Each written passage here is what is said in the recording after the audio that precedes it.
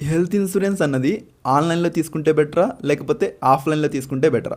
3 months back నేను ఒక heater కొనుక్కొచ్చాను. ఆ హీటర్ ఇప్పుడు రీసెంట్గా వర్క్ చేయట్లేదు. అది నేను తీసుకెళ్ళి ఆ హోల్సేల్ షాప్ అతనికి ఇలా పని చేయట్లేదని చెప్పి warranty card 1 year warranty card ఉంటే కార్డు చూపించాను. చూపిస్తే ఆయన ఇమీడియట్గా పీస్ టు పీస్ ఆ పీస్ తీసుకొని ఈ పీస్ రిటర్న్ ఇచ్చేశాడు. ఇఫ్ ఇన్ కేస్ నేను అదే హీటర్ ఒక ఫ్లిప్కార్ట్లోనో లేకపోతే అమెజాన్లో లేకపోతే బాగా జరుగుతుందని చెప్పి నేను పోయి ఒక డీమార్ట్లో పోయి కొనుక్కొచ్చాను. ఈ ప్రాసెస్లో నేను ఒక 3 మంత్స్ యూజ్ చేసిన హీటర్ని మళ్ళీ రిటర్న్ బ్యాక్ చేయడం అంత ఈజీనా? మీరు ఒకసారి థింక్ చేయండి, అంత ఈజీనా? దయచేసి హెల్త్ ఇన్సూరెన్స్ మాత్రం లోకల్ హెల్త్ ఇన్సూరెన్స్ అడ్వైజర్ దగ్గరే తీసుకోవడానికి ట్రై చేయండి. ఆ పర్సన్ అన్ని క్వశ్చన్స్ మీరు అడగండి, మీరు సాటిస్ఫై అయిన తర్వాత మాత్రమే హెల్త్ ఇన్సూరెన్స్ తీసుకోండి.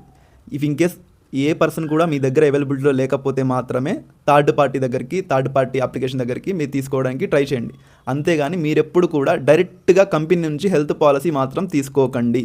కంపెనీ ఏదన్నా క్లెయిమ్ హోల్డ్ చేస్తే మీడియేటర్ అనేవాడు, అడ్వైజర్ అనేవాడు హెల్ప్ చేయడానికి ట్రై చేస్తారు. బట్ డైరెక్ట్గా మీరు కంపెనీ ద్వారా తీసుకోవడం వల్ల అలాంటి హెల్ప్ని మీరు కోల్పోతారు. మీరు డైరెక్ట్గా కంపెనీ చేసుకున్నా కూడా సేమ్ ప్రీమియమే మీరు పే చేస్తారు. ఆర్ఎస్ మీరు అడ్వైజర్ దగ్గర నుంచి తీసుకున్నా కూడా సేమ్ ప్రీమియం మాత్రమే పే చేస్తారు.